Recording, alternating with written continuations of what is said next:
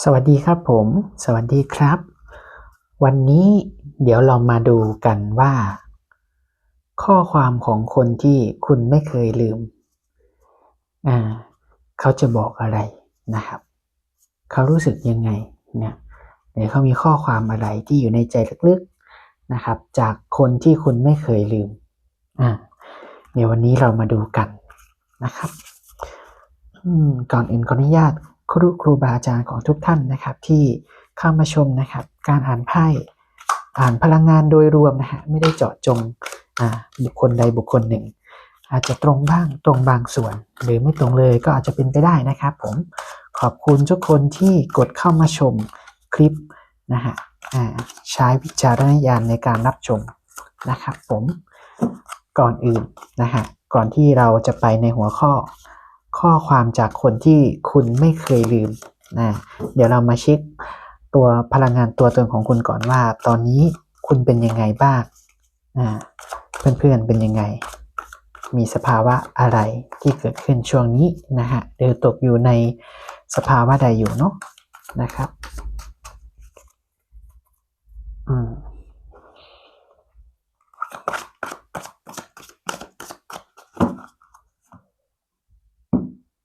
เช็คพลังงานตัวตนก่อนนะครับอันดับแรกว่าตอนนี้คุณเป็นยังไง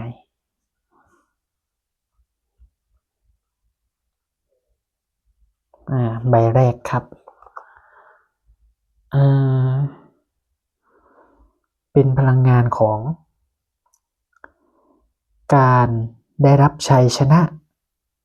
นะครับใครที่รอคอยอะไรบางสิ่งบางอย่างมันเหมือนตอนนี้คุณมาถึงเส้นชัยแล้วนะครับผมมาถึงเส้นชัยมาถึงเวทีที่คุณได้แสดงความสามารถนะครับของคุณเองศักยภาพของคุณเนี่ยมันเหมือนมันถูกเปิดออกในช่วงนี้นะครับมันถูกแสดงออกมาในเวทีของคุณนะครับซึ่งคุณอยู่บนเวทีเนี้ยนะครับสปอตไลท์สาดส่องมาที่ตัวคุณนะครับตอนนี้พลังงานของคุณทุกคนกำลังจับจ้องสายตามาที่คุณโดดเด่นในช่วงนี้นะครับเป็นพลังงานของการได้รับชัยชนะบางคนในช่วงนี้ได้รับการสนับสนุนจากคนรอบข้างนะครับใบแรกนะขึ้นมาก็ได้รับชัยชนะแล้วนะครับเพื่อนๆต่อไปก้าวไม่เท้าบางคนกำลังอยู่ในช่วงทำงานหนักหรือเปล่าบางท่านร่างกายอ่อนล้าหรือเปล่าจากการทำงานอาจจะดูเพลียๆนะฮะช่วงนี้มันมีหลายอารมณ์หลายสภาวะความรู้สึกนะครับแต่ก็ไม่ได้ดูลำบากนะฮะเนี่ยไพ่ใบเนี้ยมันเหมือนก็เราทำตามหน้าที่นะครับอาจจะมีความเหนื่อยล้าสักนิดนึงนะครับผมต่อไปเป็นยังไงกันอีกบางคนเนี่ยมีคนมาเข้ามาจีบนะฮะบางคนมีคนเข้ามาจีบด้วยนะช่วงนี้คุณดูฮอตนะฮะมีคนจับจ้องนะครับแล้วก็มีคนมาขายขนมจีบเหมือนผู้ชายคนนี้เข้ามาจีบคุณนะฮะสลับพลังงานเอาเนาะอาจจะเป็นผู้ชายหรือผู้หญิงก็ได้ที่เขาถือดอกไม้รอที่จะมอบให้คุณแล้วนะครับพลังงานคุณเป็นแบบนี้ไหม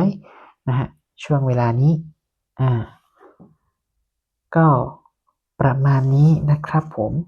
หรือคุณกำลังจะไปมอบความรู้สึกดีๆให้ใครนะครับหรือเขาจะมามอบให้คุณ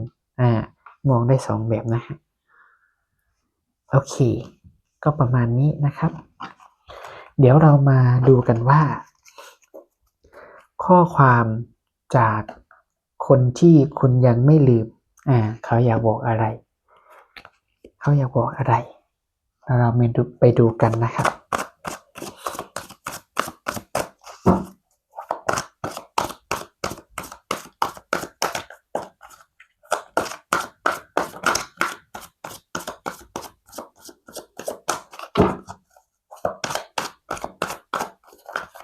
โอเค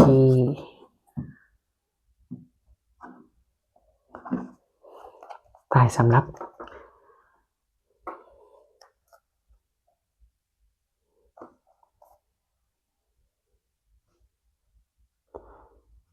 ใต้สำรับเด็กถือไม้เท้า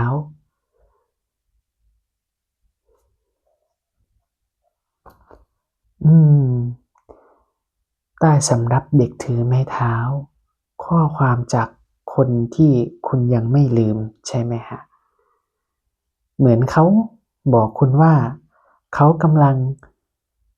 เริ่มต้นทำอะไรบางสิ่งบางอย่างในช่วงเวลานี้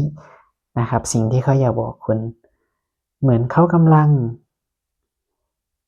ลงมือทำลงมือสร้างอะไรบางสิ่งบางอย่างอาจจะเป็นงานที่เขากำลังเริ่มต้นใหม่หรือความสัมพันธ์ที่เขากำลังเริ่มต้นนะครับบางสิ่งบางอย่างหรือเขากำลังเริ่มต้นที่อยากจะเข้ามาติดต่อสื่อสารกับคุณก็เป็นไปได้มันเป็นพลังงานของการสร้างการลงมือทำการมองดูการเฝ้ามองหรือเขากำลังเฝ้ามองคุณอยู่ห่างๆก็เป็นไปได้นะฮะเนี่ยเขาจดจ้องจดจ่อสายตามาที่คุณอาจจะเข้ามาส่องคุณใน Facebook ก็เป็นไปได้นะฮะอาจจะเข้ามาส่องคุณในโลกออนไลน์นะฮะส่องห่างๆอย่างห่วงๆอันนี้ตายสำรับนะ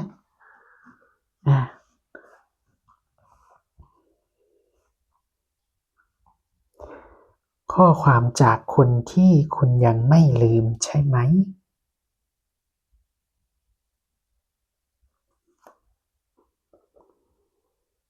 มันจะบังเอิญเกินไปไหมครับเพื่อนๆเมื่อกี้6ไม้เท้าอันนี้ก็6ไม้เท้าอีกสำรับที่2นะฮะ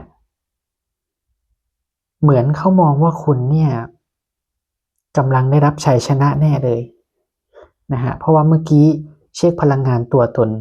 ของเพื่อนๆใช่ไหมขึ้น6ไม้เท้านะครับพลังงานของคนที่เข้าสู่เส้นชัยการได้รับชัยชนะของบางสิ่งบางอย่างหรือการหลุดพ้นจากหลายๆสิ่งหลายๆอย่างเดินทางมาจนถึงจุดหมายเนี่ยเขาบอกว่าตอนนี้คุณได้รับชัยชนะบางสิ่งบางอย่างเขามองดูเขาเฝ้ามองเข้ามาเขารู้สึกว่าคุณได้ถึงเส้นชัยของคุณแล้วนะฮะบางพลังงานเขายินดีด้วยไม่ว่าสิ่งที่เพื่อนๆเนี่ยได้รับชัยชนะไม่ว่าจะเป็นเรื่องใดอาจจะเป็นความรักใหม่ความสัมพันธ์ใหม่งานใหม่นะครับหรือบางสิ่งบางอย่างที่เพื่อนๆต่อสู้มาอย่างยาวนานเขาฝากมาบอกว่าเขาดีใจด้วยเขายินดีด้วยกับชัยชนะในครั้งนี้นะครับใบแรกเนาะเขามองว่าคุณได้รับชัยชนะบางสิ่งบางอย่างนะครับใบต่อไป6ไม้เท้ากับ6ดาบ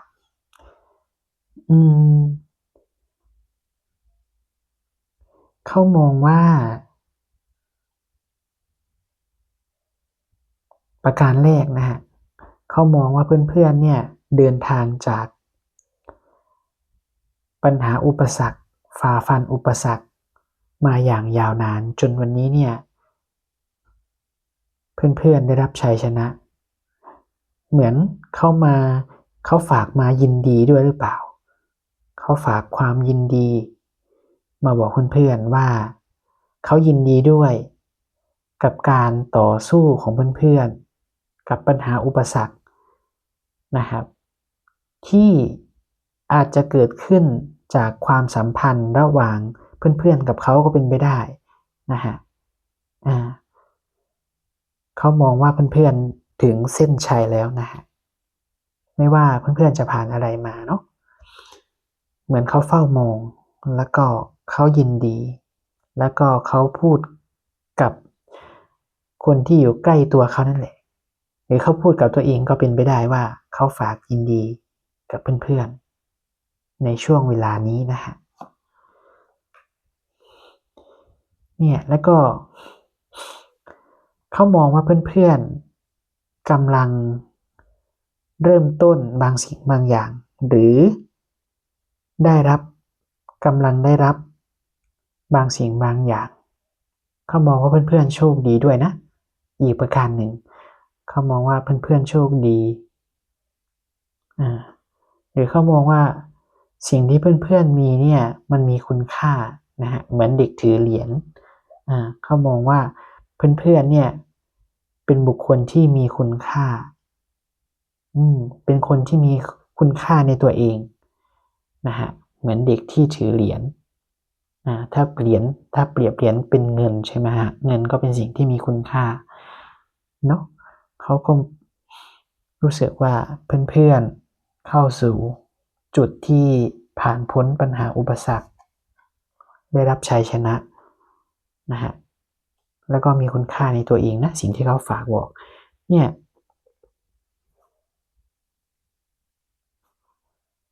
สี่ไม้เท้าสายตาที่เขามองเข้ามาเขาบอกว่าเพื่อนๆเนี่ยกำลังเฉลิมฉลองกับชัยชนะในครั้งนี้นะครับเขามองว่าเพื่อนๆมีความสุขมีความมั่นคงมากขึ้นเนี่ยข้อความจากคนที่คุณยังไม่ลืมนะไม่ว่าใครที่อยู่ในความรู้สึกของคุณนะฮะสิ่งที่เขาฝากมาบอกในวันนี้ต่อไปแล้วกันนะฮะขอใบนี้เนาะ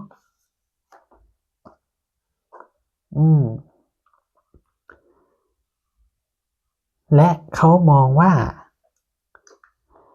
เพื่อนๆเนี่ยเป็นคนที่ทำอะไรก็เป็นคนที่มีการวางแผนรอบคอบมองการใกล้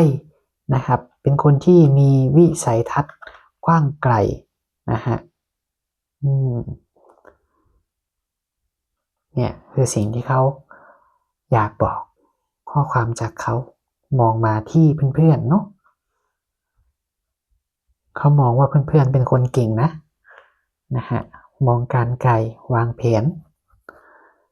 มีการวางแผนในเรื่องราวต่างๆของชีวิตนะฮะโอเคแล้วข้อความที่เขาอยากบอกอีกคืออะไรข้อความจากคนที่คุณไม่เคยลืม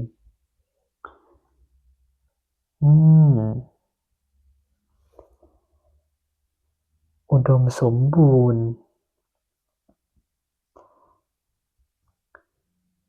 เขามองเข้ามาเนี่ยเขารู้สึกว่าเพื่อนๆกำลังเข้าไปสู่ช่วงของความอุดมสมบูรณ์ความมั่งคั่งนะครับเขามองว่าเพื่อนๆเนี่ยเข้าสู่ความรุ่งเรืองของชีวิตการงานความเป็นอยู่นะครับมันงดงามมันมีคุณค่ามันดีนะฮะมันดีเขามองคุณดีจังเลยแล้วเขาฝากบอกอะไรอีก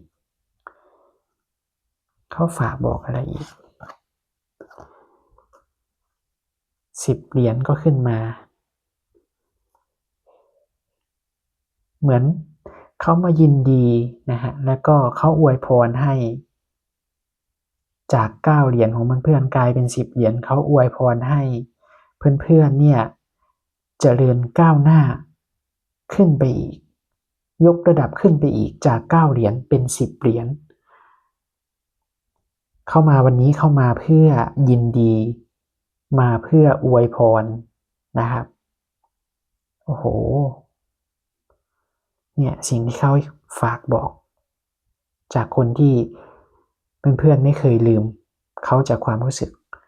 นี่คือข้อความจากคนคนนั้นฝากมาบอกเพื่อนๆที่กำลังรับชมคลิปในเวลานี้นะครับผมแล้วเขาอยากบอกอะไรอีก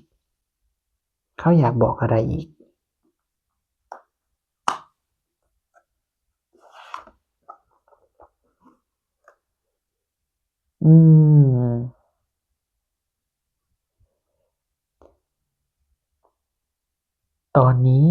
เขาทุกข์ทรมานอยู่หรือเปล่าตอนนี้เหมือนเขาทำอะไรไม่ได้นะฮะคนที่เพื่อนๆไม่เคยลืมตอนเนี้ยเหมือนเขากำลังเหมือนโดนมัดเนาะเหมือนโดนมัดเหมือนโดนปิดตานะฮะในอีกความหมายหนึ่งเหมือนเขากำลังเผชิญกับวิบากกรรมบางสิ่งบางอย่างที่เขาต้องชดใช้ตอนนี้เป็นช่วงเวลาที่เขาจะต้องนิ่งนะฮะเป็นช่วงเวลาที่เขาเคลื่อนตัวไม่ได้ทำอะไรไม่ค่อยได้ไม่ได้เป็นอิสระนะครับเขามีข้อจำกัดในบางสิ่งในบางอย่างอันนี้สิ่งที่เขาฝากมาบอกทำไมพลังงานของคุณ2 คนแตกต่างกันเลยตรงข้ามเลยนะฮะคนหนึ่งได้รับชัยชนะได้รับอิสระได้รับโอกาสแต่ว่าอีกคนหนึ่งถูกปิดตาถูกมัดนะฮะเหมือนมันตรงข้ามกันก่อนหน้านี้เพื่อนๆเป็นแบบนี้หรือเปล่าก่อนที่เพื่อนๆจะมาถึงชัยชนะเนี่ยเพื่อนๆไปเผชิญกับ8 ดาบแบบนี้หรือเปล่าและตอนนี้เนี่ยเหมือนเพื่อนๆมาถึงเส้นชัยมาถึงความสำเร็จมาถึงการได้รับการเป็นอิสระได้รับการหลุดพ้นจากบางสิ่งบางอย่างแล้วตอนนี้เขากำลังเผชิญนะฮะเขากำลังเผชิญกับชะตากรรมเนี้ยนะครับการที่ไม่ได้รับการเป็นอิสระจากบางสิ่งบางอย่างหรือหลายๆสิ่งหลายๆอย่างเลยก็เป็นไปได้นะฮะรอบตัวเขาในช่วงเวลานี้แล้วเขาฝากบอกอะไรอีกใบนี้นะกัน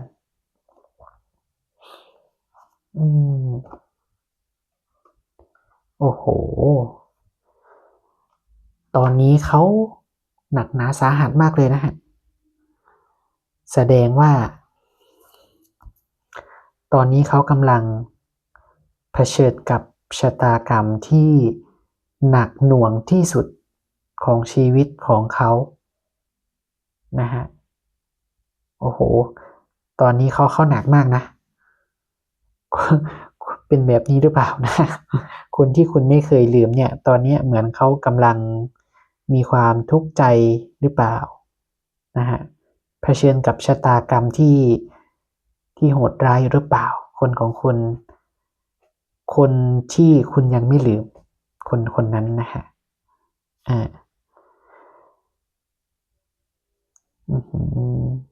แล้วต่อไปเขาฝากบอกอะไรมาถึงคุณเอาใบแรกเลยแล้วกัน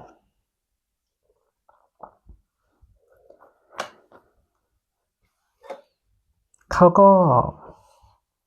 สุดท้ายเขาก็ยังบอกว่าเขาก็รักคุณนะเขามองว่าคุณเป็นคนที่เขารักไม่ว่าจะผ่านมานานแค่ไหนจนถึง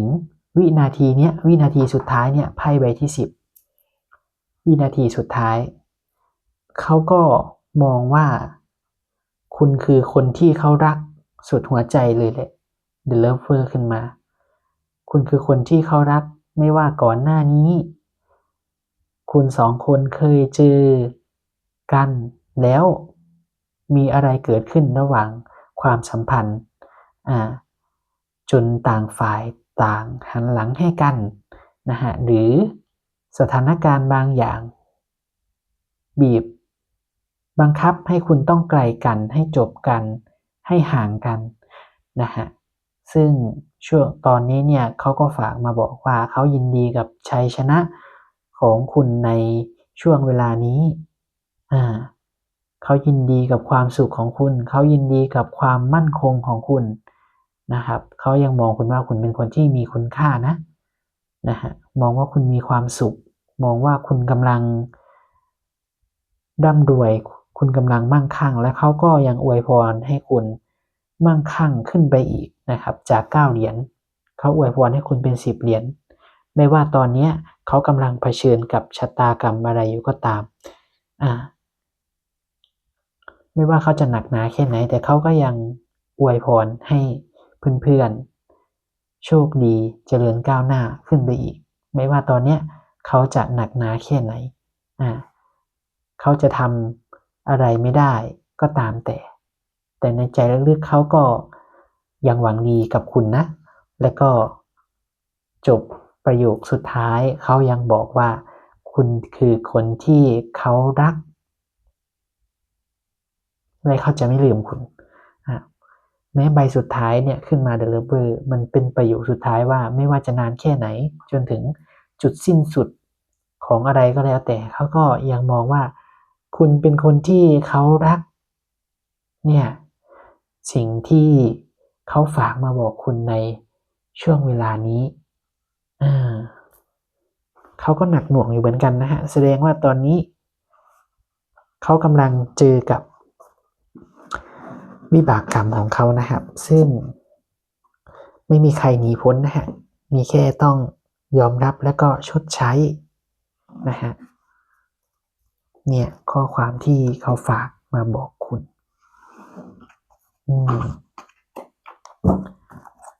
ก็ประมาณนี้นะครับคนคนนี้อาจจะเป็นคนรักเก่าของคุณอาจจะเป็นเพื่อนสนิทนะครับอาจจะเป็นคนในครอบครัวนะฮะอาจจะเป็นเพื่อนร่วมงานหรืออาจจะเป็นบทบาทใดบทบาทหนึ่งหรือความสัมพันธ์ใดความสัมพันธ์หนึ่งที่เคยมีกันและกันนะฮะ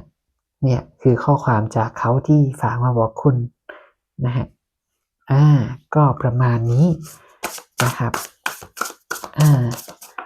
เดี๋ยวเรามาดูว่าแล้วเพื่อนๆที่ดูมาจนถึงวินาทีนี้เนี่ยนะฮะไพ่อยากบอกอะไรเพื่อนๆเดี๋ยวเรามาดูสำหรับนี้เนาะไพ่อยากบอกอะไรอยากแนะนำอะไรหรือว่ามีอะไรที่ไพ่อยากแนะนำอยากสื่อสารนะฮะเรามาดูกัน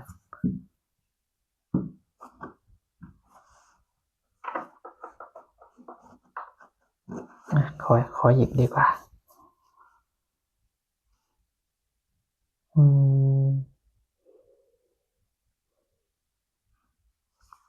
ใบนี้แล้วกันครับ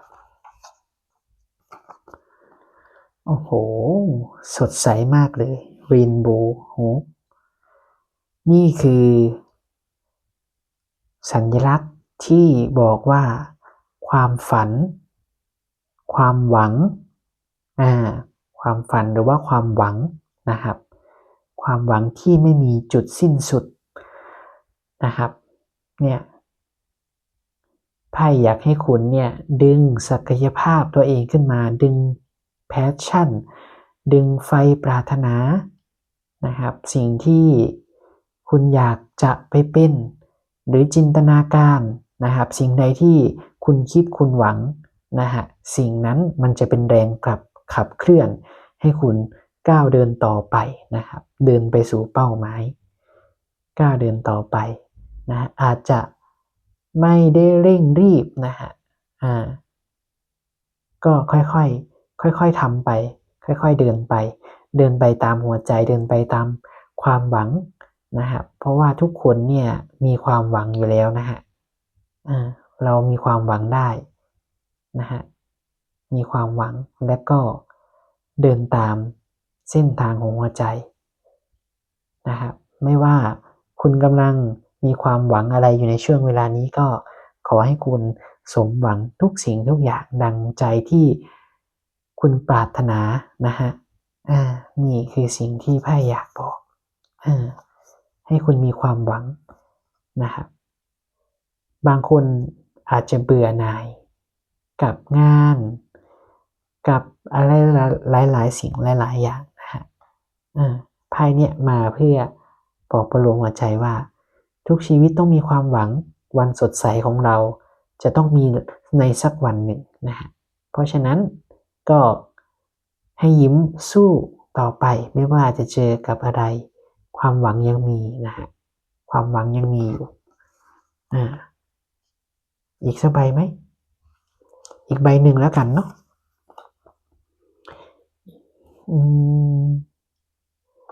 ใบนี้แล้วกันครับเนี่ย sunflower action ความหวังคือเป้าหมายใช่ไหมเนี่ยเป้าหมายอันนี้คือเป้าหมายอันนี้คือการลงมือทำ action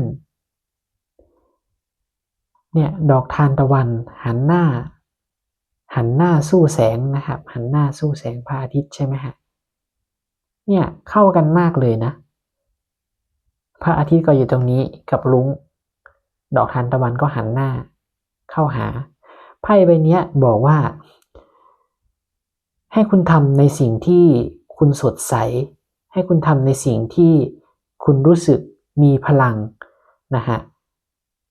คิดหวังสิ่งใดในใจ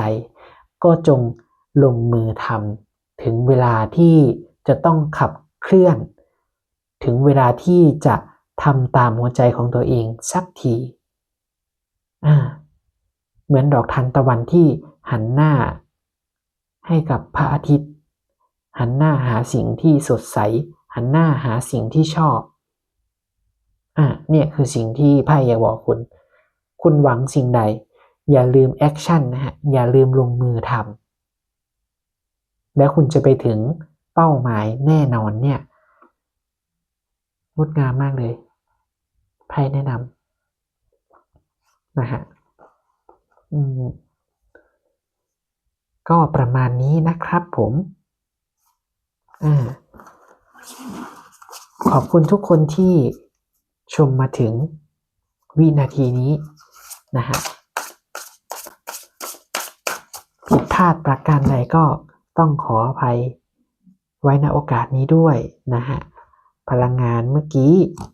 เหมือนได้รับชัยชนะเลยนะฮะ2 ครั้งเลยที่เปิดขึ้นมาถ้าใครดูมาจนถึงวินาทีนี้ให้คอมเมนต์ว่ามาถึงชัยชนะแล้วนะฮะคอมเมนต์ว่ามาถึงชัยชนะแล้วก็ขออวยพรให้ชัยชนะนั้นที่เพื่อนๆคิดหวังเกิดขึ้นจริงฉับพลันทันใดทุกประการสำหรับวันนี้สวัสดีครับ